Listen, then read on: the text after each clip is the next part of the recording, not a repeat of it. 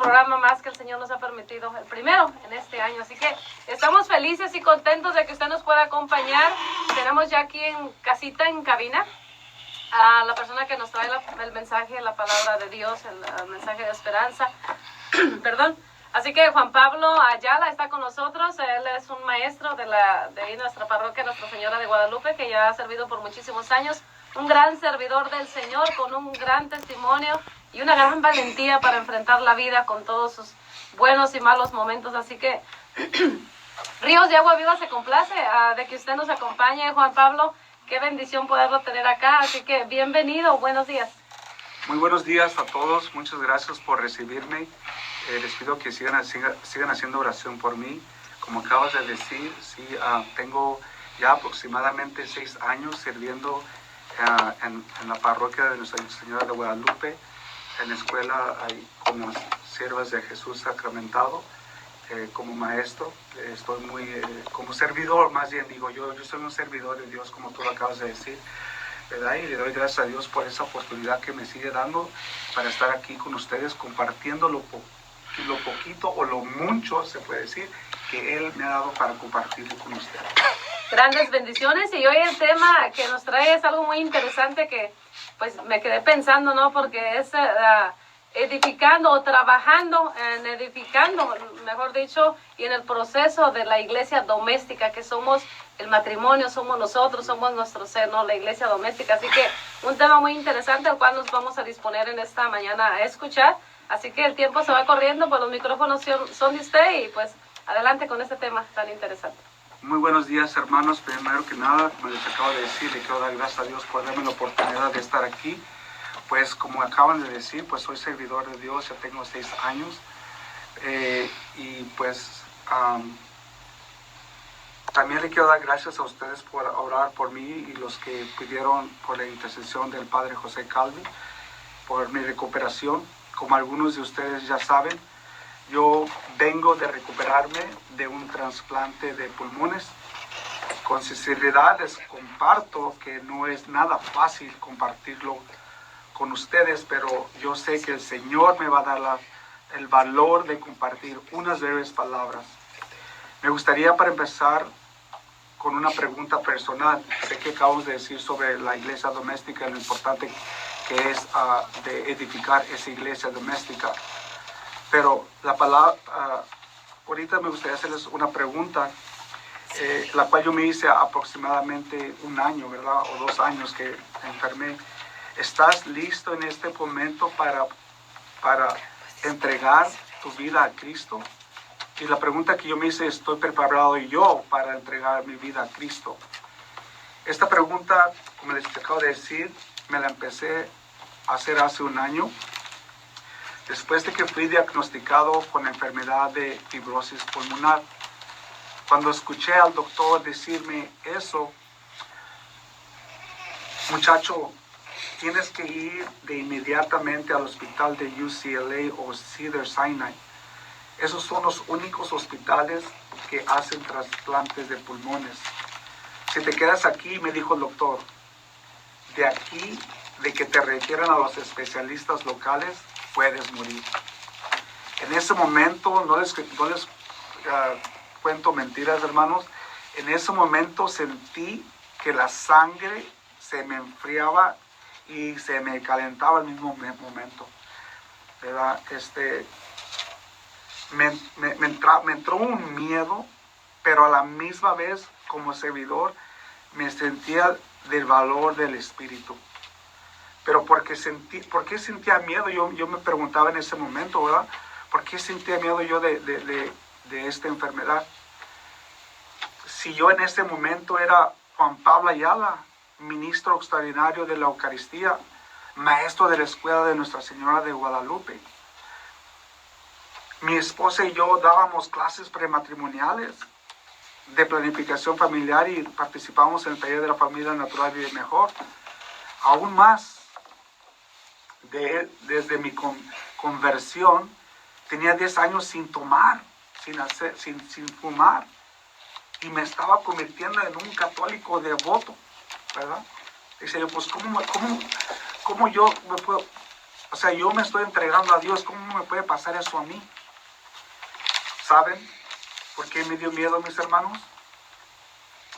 Así como los apóstoles miraron sufrir y morir a su maestro, a mí también me tocó mirar cómo mi madre sufrió y murió a través de esta misma enfermedad.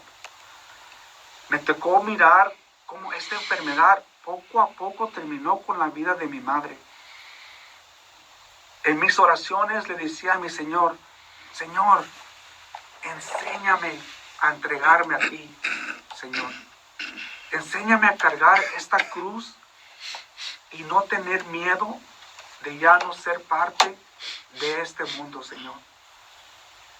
Desde allí empecé a reflexionar en la vida de los santos, de los sacerdotes, de los papas y de los apóstoles. Todas las personas que le han sido fiel a Dios, que han dado su vida por el bienestar de la humanidad. Santos como Santo Tomás de Aquino, San José Marelo, San Juan Pablo II, el Padre Calvi. Las palabras, no tengas miedo, Juan Pablo, no tengas miedo de dar tu vida a Cristo. ¿Acaso eres tú más importante o mejor que ellos? Esos son los pensamientos que a mí entraban. Yo me ponía en esa lista del 1 al 100. ¿Acaso yo soy mejor que de todas estas personas? Claro que no, porque no había hecho lo suficiente para entregar mi vida a Cristo. Reflexionando en la vida de los santos, fue que encontré el valor de reunirme con los regalos más importantes de mi vida, los cuales son mis hijos. Encontré el valor de decirle sobre mi enfermedad y que era tiempo de comprar una casita en el panteón por si Dios me recogía en los próximos meses. Me pasé 3 meses en el hospital, en los cuales mi esposa me cuenta que le pedí a San José Marelo y a José Calvi que le dieron fuerzas de verme morir poco a poco. Especialmente cuando los doctores le decían que la única esperanza de recuperarme era de recibir un trasplante de pulmones. Por mi parte, yo me la pasaba diciendo, solo tu voluntad, Señor, solo tu voluntad. No te pido que me sanes, Señor, solo quiero que se haga tu voluntad. Estas palabras me enseñaron a apreciar el amor de Dios sobre hacia mí. El amor de Dios, ese amor que es incondicional. El amor que te hace que te arrepientas de todo lo malo que has hecho. Yo lo recibí a través de mi esposa, de mis hijos, de mis hermanos en la fe. Y lo que más me llegó al corazón fue el amor que recibí de los oblatos de San José y de mis hermanas de Jesús sacramentado. Y también, por supuesto, de la comunidad de Nuestra Señora de Guadalupe. Recuerdo que antes de entrar al quirófano, mi esposa me dijo, están orando por ti. Uno de los servidores organizó una cadena de oración y el padre va a celebrar una misa. En mi corazón yo sentía que Dios me decía que no me preocupara de nada y que todo iba a estar bien. Los doctores y las enfermeras me decían que no me preocupara, que yo estaba muy joven para morir a los 40 años, que simplemente tenía que ser paciente para recibir esos pulmones. Una semana antes de mi trasplante, recuerdo muy bien que estaba acostado viendo hacia la ventana del hospital y estaba cerca de amanecer y me levanté llorando como un niño, dándole gracias a Dios por todo lo que Él me había dado.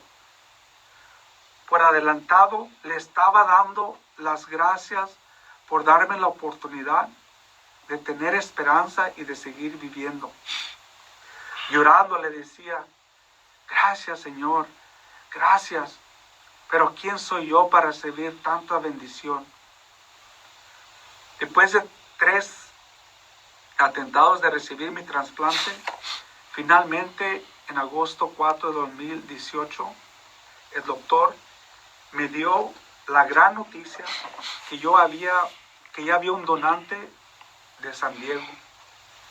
Los pulmones son de una persona, me dijo, recuerdo muy bien, los pulmones son de una persona de 28 años de edad. Una vida, mis hermanos, que tuvo que subir al cielo y darle cuentas al Señor, para que yo pudiera estar aquí con ustedes. Es por eso, mis hermanos, que yo en estos momentos no podía yo decirle a Dios, sáname Señor, cúrame, porque yo sabía que yo al pedirle eso al Señor, alguien más tenía que dar su vida. Entonces yo me refugio en las palabras que aprendí de los oblatos de San José, que se haga la voluntad de Dios y no la mía. Bien dicen las Sagradas Escrituras en Mateo 24:36, pero el día y la hora nadie sabe, ni aun los ángeles de los cielos, sino mi Padre que está en el cielo. Mis hermanos, la importancia de edificar la iglesia doméstica. Mi esposa estuvo ahí desde el primer día. Desde el primer día que yo me enfermo, ella estuvo ahí en el hospital, sentada. Yo hasta le decía, ¿por qué no vas a agarrar aire? ¿Por qué no sales un rato? Y decía, no, yo tengo que estar aquí. ¿Cómo se edifica una iglesia, hermanos? Al principio yo no sabía cómo edificar esta iglesia. Pero recuerdo que hace aproximadamente 15 años, un entrenador de fútbol de mi hijo me dijo, ¿por qué no llevas a tu hijo a la doctrina? ¿Por qué no lo llevas? ¿Por qué no lo llevas a que reciba la primera comunión? Y dije, ¿qué es eso? ¿Cómo que a recibir la primera comunión? Si yo tampoco la había recibido.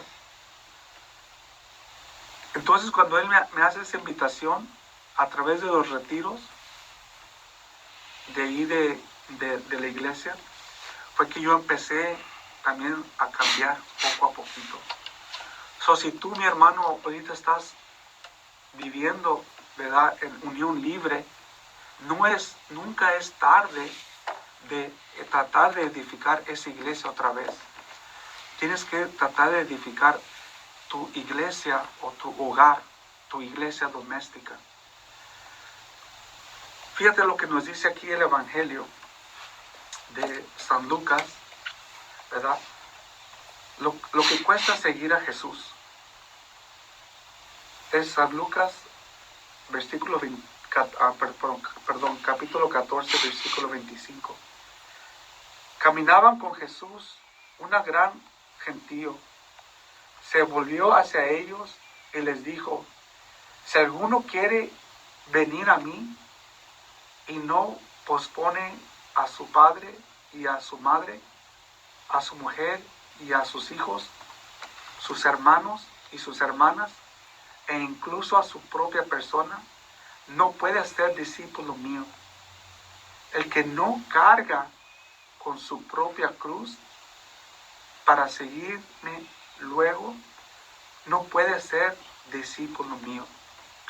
Entonces, mis hermanos, aquí, yo en estas palabras que escuché a través de estos retiros, entendí que yo tenía que hacer lo posible para educarme en la fe, antes de que otra persona viniera a educar a mis hijos o a mi esposa en la fe.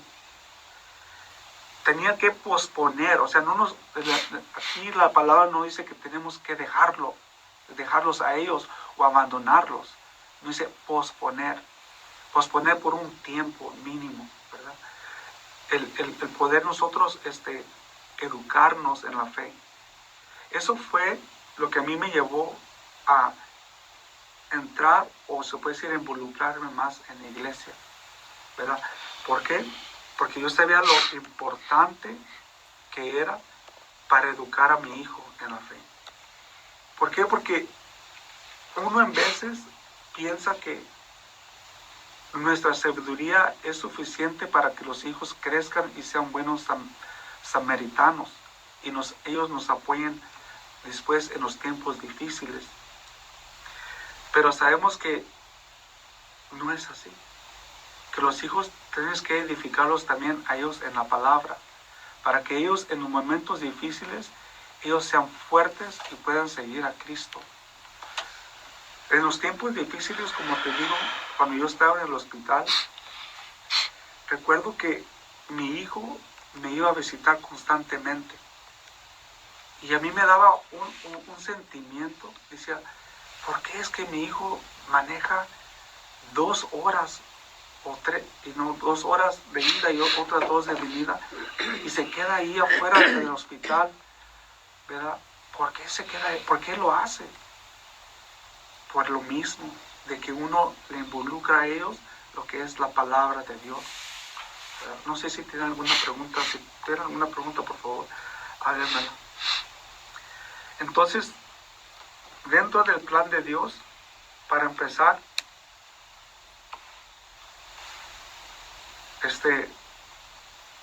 tenemos que seguir, como les dije, edificando esa iglesia.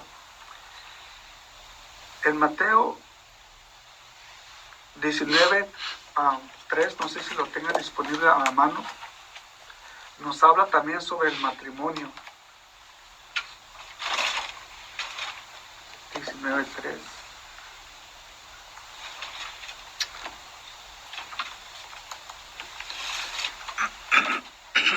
Se le acercaron unos fariseos y le pusieron a prueba con esta pregunta: ¿está permitido a un hombre divorciarse de su mujer por cualquier motivo?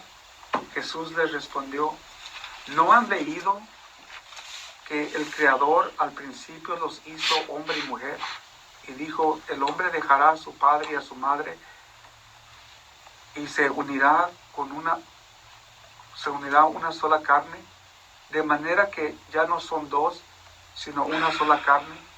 Pues bien, lo que Dios ha unido, no lo separe el hombre. Traigo esta palabra a ustedes porque eso fue lo que sucedió conmigo y con mi esposa al estar yo en el hospital. Los dos nos unimos en una sola carne. Miraba como ella no lo quería transmitir, pero se le miraba que estaba sufriendo conmigo al estar ahí, también como mi hijo estaba ahí. Entonces, ahí yo aprendí la importancia de seguir estando unidos, como les acaba de decir. En el Éxodo también nos dice que honra a tu padre y a tu madre para que se prolonguen tus días sobre la tierra que el Señor tu Dios te va a dar. El Señor recordó también la fuerza de este mandamiento de Dios. El apóstol nos enseña que los hijos deben de obedecer a los padres en el Señor, porque esto es justo. Honra a tu padre y a tu madre. Tal es el primer mandamiento, que lleva consigo una promesa para que seas feliz y se prolongue tu vida sobre la tierra. El Catecismo de la Iglesia Católica también, en el numeral 1655, nos habla sobre la iglesia doméstica, la cual nos dice que Cristo quiso nacer y crecer en el seno de la Sagrada Familia de José y María. La iglesia no es otra cosa que la familia de Dios. Después de los orígenes, el núcleo de la iglesia estaba a menudo constituido por los que con toda su casa habían llegado a ser creyentes. Entonces, al ser creyentes, cuando se convierte, deseaba también que se alabase toda su casa. Estas familias convertidas eran insólitas de la vida cristiana en el mundo no creyente. En el seno de la familia, los padres han de ser para sus hijos los primeros anunciadores de la fe con su palabra y con su ejemplo, y han de fomentar la vocación personal de cada uno con especial cuidado, la vocación a la vida consagrada. Aquí es donde se ejercita de manera privilegiada el sacerdocial bautismal del padre de la familia y de la madre, de los hijos y de todos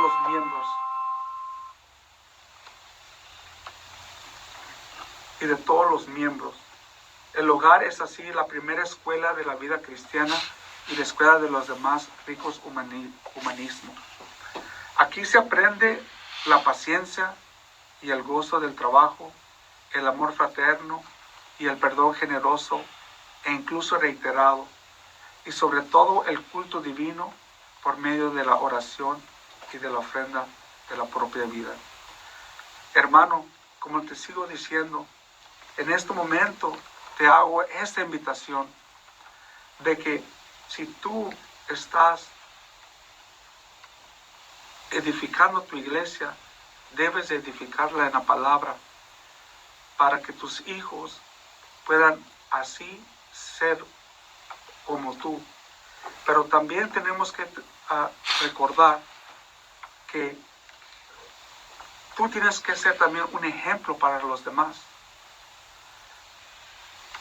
Dentro del cuarto mandamiento nos dice que los padres tienen el peso que cuando falta difícilmente puede suplirse. Los padres deben de mirar a sus hijos como a hijos de Dios y respetarlos como personas humanas. Han de educar a sus hijos en el cumplimiento de la ley de Dios, mostrándose en ellos mismos obedientes a la voluntad del Padre de los cielos. En veces, recuerdo hace como 20 años, como te estaba diciendo, tengo que regresar a ese tiempo. Recuerdo que cuando regresé de TAF, yo tenía la ilusión de que mi hijo jugara fútbol y que estudiara. ¿Por qué? Porque eso es lo que yo había aprendido antes a hacer. Pero no le estaba inculcando lo que era lo más importante, lo que era la palabra de Dios. Es ahí como cuando les acabo de comentar que encontré a esta persona y me hace esa invitación.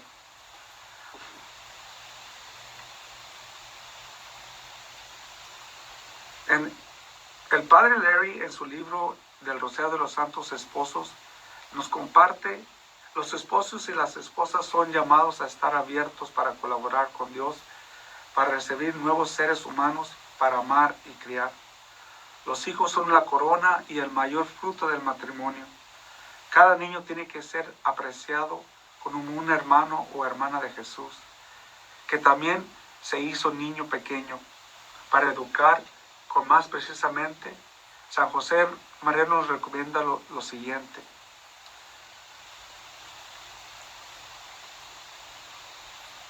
la instrucción y la educación cristiana en la familia es la tarea de los padres y se dirige a la inteligencia y al corazón de los hijos. No se puede negar que cultivar solo el intelecto no basta y tantas veces causa daño si al mismo tiempo no se educa cristianamente el corazón, y por lo cuanto las escuelas se van multiplicando. Este hecho no dispensa a los papás y a las mamás cristianos de pensar los cuales maestros confiar a sus hijos, sin dejar en ellos mismos los primeros que deben y pueden instruir y educar bien a sus hijos. Queridos esposos cristianos, recuerden aún que sus hijos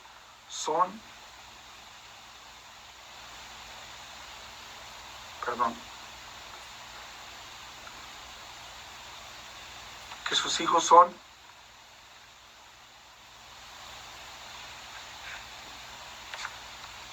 ustedes deben dar a sus hijos aquella instrucción que los oriente por el buen camino y los haga al mismo tiempo cristianos virtuosos y excelentes ciudadanos. Pero además de la instrucción, ustedes también tienen la obligación de edificar a sus hijos por medio de las obras buenas y el buen ejemplo. Papá, mamá, ¿cómo pretenden enseñar a amar a Dios, a invocarlo con la oración, a observar su santa ley, a adecuarnos su santa voluntad, si después ustedes de tantas maneras y tan gravemente lo ofenden? Recuerdo que hace 20 años, como les digo, mi esposa y yo vivíamos en unión libre. Y recuerdo que yo le decía a mi esposa, tenemos que ya casarnos por la iglesia, ¿verdad? Y ella me decía, no, Juan Pablo, ahorita no es tiempo. Yo le insistí casi por un mes, hasta que ella me dijo, ¿sabes qué? Si no me dejas en paz, tú vas a tener que dejar. O sea, ella no estaba lista para casarse conmigo. Pero gracias a algo que nos dijo nuestra hija durante la misa, nos dice mi hija, oye papá, ¿por qué ustedes nos mandan a recibir la Eucaristía y ustedes no la reciben? Ahí vamos a lo que acabo de compartir en este momento. Nosotros tenemos que ser el ejemplo para ellos. Y en ese momento, mi esposa me dice que le tocó tanto que ella decidió darme el sí a mí.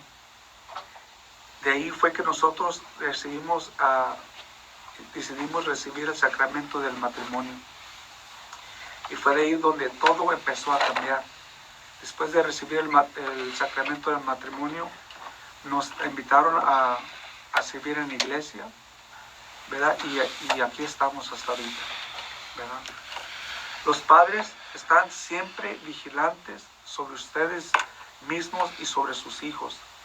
No limiten la atención al recinto de los muros domésticos. Hagan de ella, los siga en todos sus pasos, también fuera de la casa, porque llega a ocurrir que lamentablemente un jovencito rodeado de 1000 cuidados en el seno de la familia, por falta de vigilancia, fuera de la casa resulte víctima de las seducciones de un mal compañero y pierda miserablemente su inocencia. Aquí nos dice que aun cuando nosotros estamos edificando esta iglesia doméstica, sí es importante que nosotros vayamos en busca de la palabra de Dios si no la conocemos. Y es importante hacerlo, ¿verdad? Pero al mismo tiempo no podemos dejar de cuidar a nuestros hijos, ¿verdad? ¿Por qué? Porque en una Biblia cerrada de hoja, ahora como está la tecnología, nos puede llevar, se los puede llevar, ¿verdad? Y es importante estar siempre vigilando a los hijos, ¿verdad? Siempre vigilando lo que están viendo, lo que están escuchando y todo eso. Eviten, papás y mamás, también los educadores de la juventud, aquella falsa ternura que impide dirigir oportunamente a los jóvenes de una palabra de opresión o que derrame alguna lágrima y que los haga tolerantes a sus defectos hostiles, hasta disimularlos o incluso reírse de ellos. En otras palabras, nos dice que a los hijos no debemos, permitirles el mal ejemplo. Porque en veces los niños hacen cosas que se los hacen curiosos, pero así van creciendo y siguen y se hacen un poquito malcriados, ¿verdad? En otras palabras, no hay que, ¿cómo se dice esa palabra? Ahorita se me va a venir a la... Pues dígala en inglés, si la pienso en inglés. Con esto no queremos decir que con los jóvenes se deba siempre ser severo en el rostro al corregirlos y no perdonar nada a la ligera de su edad. En vez de corregir, trastornar a sus hijos y los empujen al embrutecimiento. Se debe de corregir de tal manera que el joven en el momento que tenga una mente tranquila comprenda al menos en cuanto le es posible que el castigo que le fue impuesto es solamente para su bien y que era razonable y no excesivo, sino a medida de su culpa. En veces, cuando los hijos se portan mal, entonces nosotros queremos darles al momento del enojo, nosotros queremos darle un punishment, ¿verdad? Rígido, ¿verdad? Y eso a veces no les ayuda a ellos, porque no encuentran, no alcanzan a entender el por qué se les está castigando, ¿verdad? Es mejor, como dicen, calmar la mente, relajarse y después explicarles a ellos, ¿sabes qué? Te voy a quitar el teléfono, ¿verdad? Por cierta razón, ¿verdad? Para que ellos lleguen a entender la razón por cual uno los está corrigiendo. No sé si me salí del tema o... No, está muy bien. No sé si quiere que compartamos una alabancita, sí, y luego entonces regresamos. Es un tema muy interesante, testimonios muy intenso, muy importante, que nos anima, que nos ayuda para poder seguir en este caminar y no perder la fe. Es algo maravilloso de cómo el Señor ha hecho tantas cosas maravillosas, sobre todo levantarlo de esa cama donde dice pasó 3 meses. 3 meses, o sea, son muchísimos días en los cuales estuvo ahí, y entonces se me van las palabras, de veras. Dios es maravilloso. Hablábamos fuera del aire de que usted tuvo la dicha de conocer estos santos de los que estaba mencionando, y que en esos momentos de dificultad, de angustia y todo esto, dice que usted nunca se le quitó de la mente ellos, que sin duda alguna estaban intercediendo, orando por usted.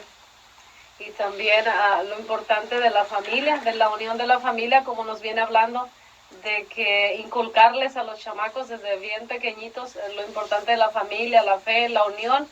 Ese hijo de usted que venía de lejos, se quedaba allá afuera, su esposa, de que nunca renegó, estuvo siempre ahí, como diríamos, al pie del cañón, ¿no? Ahí como una guerrera, acompañándola en el sufrimiento, en el dolor, y sin rendirse, sin mostrar cansancio o renegando, sino que aferrada a esa fe de que el Señor, juntos como familia doméstica que nos menciona, iglesia doméstica, el Señor les ponía y les sigue poniendo. Yo creo que esa prueba tan grande, tan difícil que pasaron juntos, los unió más como familia, como hijos, a creer más en un Dios vivo, en un Dios que se manifiesta cada minutito de nuestra vida, que Él está ahí con nosotros. Basta que tengamos fe y, como usted decía, siempre decirle: Señor, hágase tu voluntad, o sea, no mi voluntad, sino tu voluntad.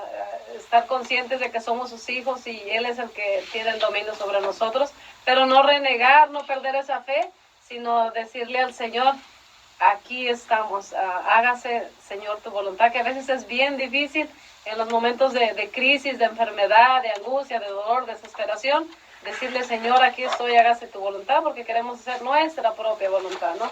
Pero vamos a seguir compartiendo este tema tan importante, tan bonito, ese testimonio tan impactante también, después de esta alabanza. Así que agarre su cafecito, agarre su descansito.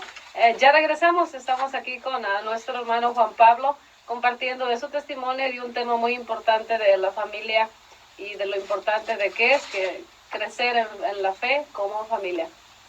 Así que ya regresamos. Qué hermosa alabanza teníamos ahí. Yo creo que muy cuidadosamente eligió esta alabanza tan hermosa. ¿Por qué tengo miedo si tú estás ahí? ¿Por qué tengo miedo? se relaciona. Si usted acaba de prender la radio, apenas entrar a Facebook, estamos aquí compartiendo un tema interesante sobre la iglesia doméstica y el testimonio de Juan Pablo Ayala, que muchos ya lo conocen. Ese, que estuvo tres meses en el hospital, híjole, esperando un trasplante de pulmones.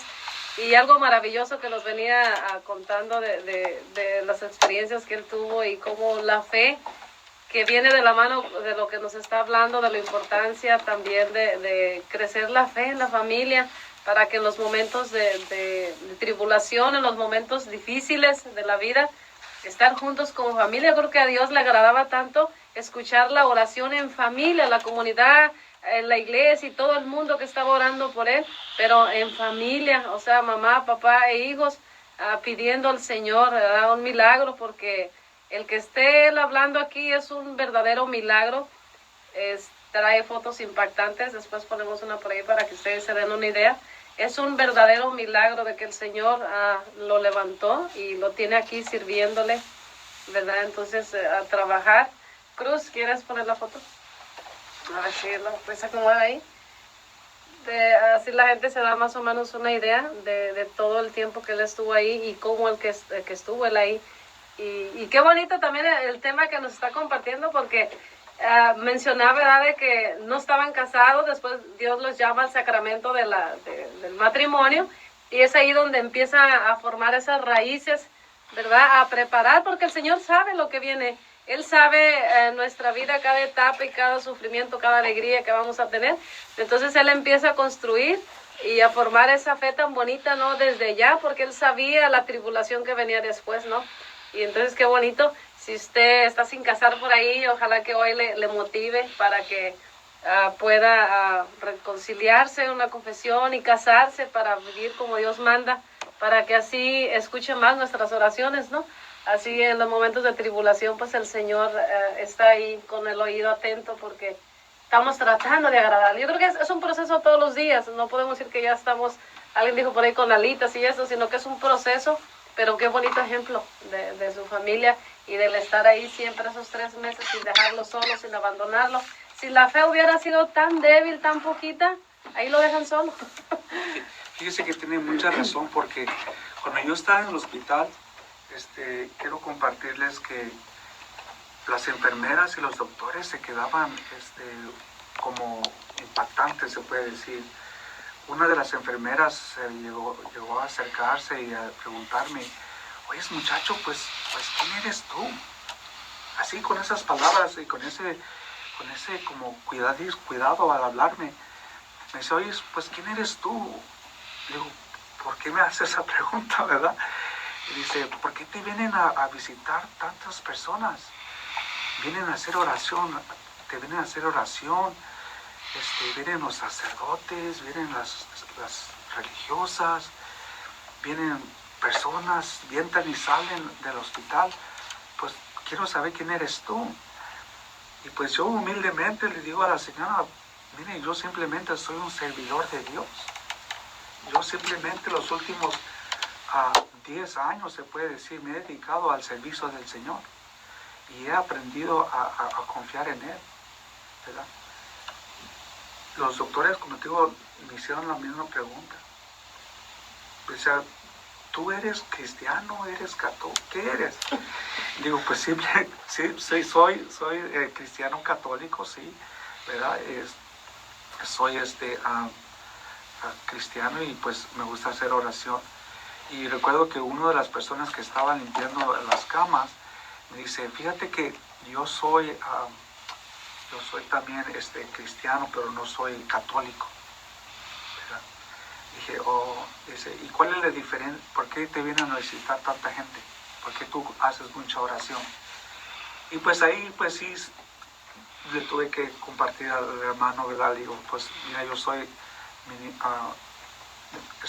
ministro extraordinario de la Eucaristía, y pues a mí se me ha enseñado a hacer oración, ¿verdad?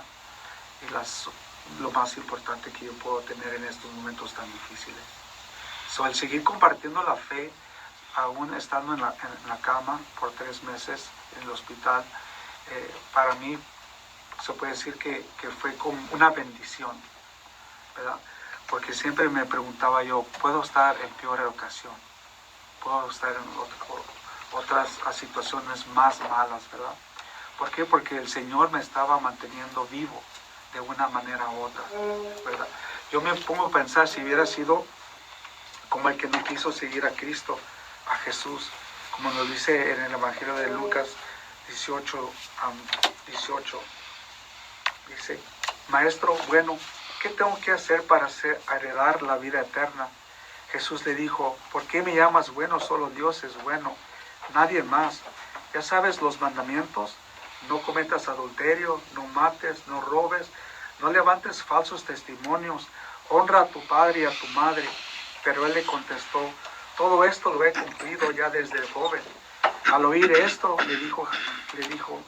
Jesús le dijo, todavía te falta una cosa, vende todo lo que tienes, reparte el dinero entre los pobres y tendrás un tesoro en el cielo. Después, ven y sígueme. Fíjate qué bonitas palabras nos dice aquí Jesús, ¿verdad? Y fue una de las cosas que yo hice. Yo decidí dedicarme a servir a Jesús. Porque así como este joven, yo ya estaba cumpliendo todo lo que estaba pidiendo la iglesia de mí. Como te acaba de decir, me convertí en un cristiano devoto. Entonces, pero me faltaba algo me faltaba. Deja todo y sígueme. Al yo escuchar esas palabras y estar en el hospital, dije, Señor, aquí estoy. Te estoy siguiendo, pase lo que pase, ¿verdad? Y como les acabo de decir, que se haga la voluntad tuya, no la mía, ¿verdad? Al dejar todo, es como empiezas a edificar esa iglesia doméstica. Me acababas de compartir qué hubiera pasado si yo no hubiera seguido a Jesús totalmente. ¿Qué hubiera pasado si yo no me hubiera dedicado a aprender la palabra de Dios y transmitírsela a mi familia? Me decías tú, te hubieran dejado solo. Nomás te hubieran ido a visitar 1 o 2 veces. Probablemente la esposa hubiera dicho, sabes que yo tengo que ir a trabajar, tengo que cuidar a los hijos, tengo que hacer cosas, tengo que seguir mi carrera. No sé, me hubieran dejado ahí. Pero el doctor, recuerdo que le dijo a mi esposa, no puedes dejarlo solo. Si él recibe este trasplante, tú tienes que estar aquí las 24 horas para seguir el procedimiento. Y después del trasplante, lo mismo tienes que hacer. La importancia de edificar la iglesia doméstica es para el beneficio de uno mismo, ¿verdad? Es un regalo que Dios nos da a nosotros para que nosotros en los momentos, decías tú, en los momentos más difíciles, todos nos agarramos de la palabra de Dios, todos nos agarramos de Jesús y hacemos esa oración, ¿verdad? Del Padre Nuestro, que también es tan importante. Y para que esta iglesia siga fuerte, ¿verdad? En la fe y en la esperanza. Y lo más importante, en el amor que recibimos de Dios, en ese verdadero amor que Él nos da para que nosotros sigamos edificando y compartiendo ese amor con los demás.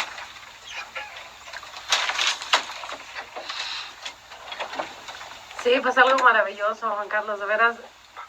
Juan Pablo, le quiero poner Juan Carlos a Juan Pablo, de ese testimonio. Yo creo que, híjole, la gente va a tener muchísimas preguntas después del trasplante. ¿Cuánto tiempo más duró en el hospital? Después del trasplante duré 3 semanas. 3 semanas. Después de 3 semanas el doctor me dice, muchacho, pues ya es hora de que vayas. Y yo pues la verdad no estaba listo para estar en el mundo otra vez. Sí me entró un poco de miedo, porque es cuando te regalan unos zapatos nuevos, ¿no? Blancos. Imagínate que te regalen unos zapatos blancos y te digan, ve a salir. Tienes como miedo de pisar el suelo, que no se te vayan a ensuciar. Y pues yo de esta manera me sentía. Dios me acaba de regalar un regalo tan hermoso y yo no quiero dañarlo, o sea, no quiero que nada que se vaya a ensuciar de nada, ¿verdad? Después de esos 3 meses, como te digo, después de los 3 meses, después de la operación, estuve 3 semanas en el hospital y mi esposa ahí, al lado de mí. Fíjate que me da tanto sentimiento, porque también en esos momentos le decía al Señor, como te digo, le decía, Señor, perdóname por haber ofendido a esta mujer, si la ofendí, porque ella estuvo ahí siempre conmigo. Y los dos nos unimos a hacer una sola carne para edificar esa iglesia doméstica, como te acabo de decir. Después de los 3 semanas salí del hospital, estuve en recuperación otras 4 semanas y después me dijo el doctor, ya puedes regresar a tu hogar, ya puedes regresar a tu hogar. Al yo recibir esas palabras, se me llenaron los ojos, la mente, el corazón, todo el cuerpo de llanto. Yo no sabía cómo volver a regresar a mi comunidad, pero yo lo único que tenía en mente era volver a servir al Señor. Eso era lo que me inspiraba más de todo, volver a servir al Señor. Pues sí, con ese agradecimiento, ¿no? Ya hoy en día está ya, o sea, totalmente recuperado y todo bien ya, gracias a Dios. Pues hay, como todo, ¿verdad? Como toda operación, hay momentos que pues sí me grabo que tengo que ir al hospital. Por ejemplo, hace como un mes tuvieron que sacarme el líquido de aquí de atrás de los pulmones. Me pusieron una aguja como así de larga y así de gruesa para sacarme líquido de aquí debajo de los pulmones, ¿verdad? Eso fue, para los doctores fue algo fácil comparado a lo que yo pasé, ¿verdad? Al trasplante de los pulmones, pero ahí seguimos. Dentro de lo que cabe. Lastimosamente el tiempo ya se nos va. Don Alex acaba de llegar y tiene por ahí algún minutito para si quiere agregar algo, así que tengo miles de preguntas, pero el tiempo se nos va. Ojalá que después venga otra vez para seguir compartiendo. Sí, bueno, muy buenos días. Aquí de carrerita, como decíamos, bueno, el testimonio no era el plan hoy, nos lo va a venir a dar en otro día. Claro que sí. Nomás una probadita. Una probadita, sí, como decías tú, hay muchas preguntas y yo tengo muchas preguntas. Vivimos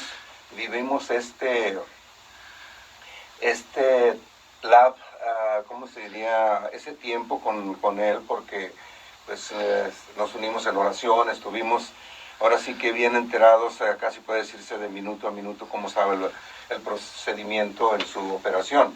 Entonces, no, con esto quiere decir, no, pues se hizo todo, por favor, no. Lo que quiero decir es que necesitamos más tiempo para hablar de las maravillas de Dios en Juan Pablo. Gracias.